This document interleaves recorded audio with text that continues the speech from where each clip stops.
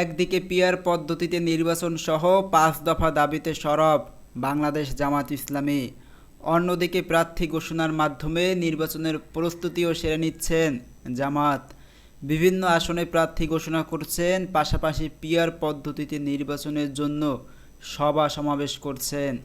সব কিছু ঠিক থাকলেও আশ্চর্যের বিষয় হচ্ছে, ফেব্রুয়ারি নির্বাচনে লড়াই করবেন না জামাতের হেভিওয়েট ৫ নেতা। এর মধ্যে রয়েছেন মাওলানা শামসুল ইসলাম, আহসানুল মাহমুদ জুবায়ের, এটিএম মাসুম, মাওলানা আব্দুল হামিদ, মাওলানা মোহাম্মদ শাহজাহান। দলটি বলছে, দলীয় স্বার্থের কথা চিন্তা করেই এদেরকে নির্বাচনের বাইরে রাখা হয়েছে।